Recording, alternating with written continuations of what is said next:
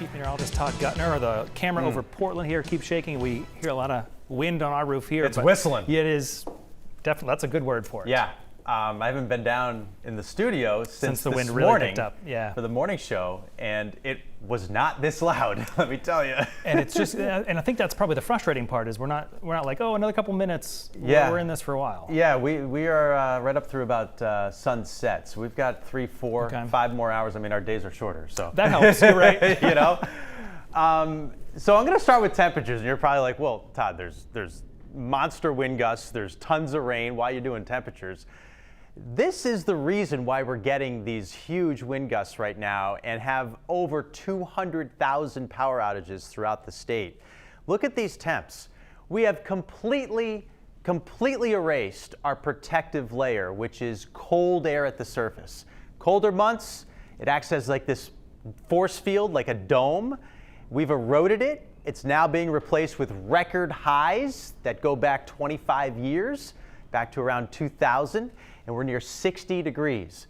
This allows for significant winds that are in the low-level jet, which are at about 1,500 feet, to get down to the surface way easier than they would be able to if we didn't have these warm temperatures. If we had that cold layer, we'd have a force field. It would be really tough to get gusts over 50 miles per hour. But we're doing it.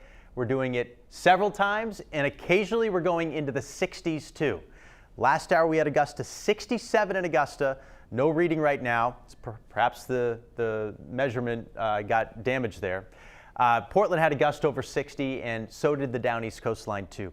And we have this chance to have gusts over 60 miles per hour from 3 o'clock through about 5 o'clock. And then the jet starts to translate up the coastline.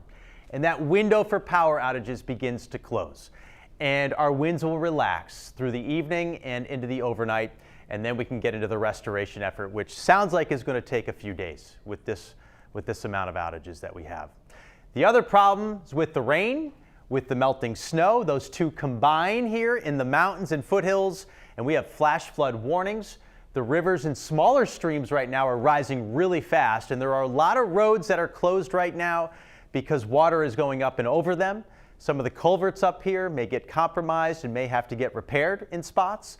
Same can be said as you move east into Bangor and into the Central Highlands. Look at this heavy rain coming down. This will end up being 2, maybe 3 inches of heavy rain by the time this is all said and done. And Keith alluded to this squall line coming through the Boston area. This will include some really gusty wind with it too, and exceptionally heavy rain.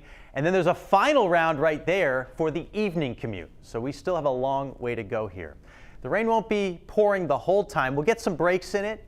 Here's the last little batch, 5, 6 o'clock. Wind's still up with this too. And then all of a sudden it shuts down and we'll start clearing out overnight.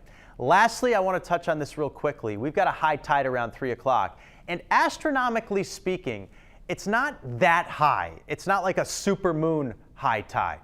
But that coupled with strong southerly winds that's literally pushing the water up against our rocky coast or into our marshes or down on our beaches where they're getting 15 to 20 foot waves, we're gonna end up with some flooding. And those adjacent shore roads and beach roads will probably be closed. There'll be debris on them like seaweed and sand and pebbles and stones that will need maybe some machinery to get in and clean them up so that you can, get on them tomorrow morning or whenever. And also those marsh roads, they'll have water on them. They'll be submerged in water. I recommend not driving through those if you come across those, if perhaps you're in the Scarborough area or Cape Elizabeth area. The marine forecast was just upgraded for hurricane force wind gusts, and seas are at about 20 feet. Obviously, there's no vessels out there, at least there better not be.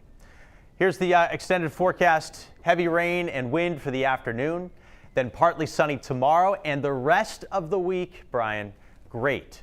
No more storms between tomorrow and Christmas. Even a couple of days after look okay. So anyone that's got to travel, after this one is going to be fine, especially here in New England. Yeah, right, because everybody along the coast is being impacted with this. Yeah. All right, Todd, thank you. Sure.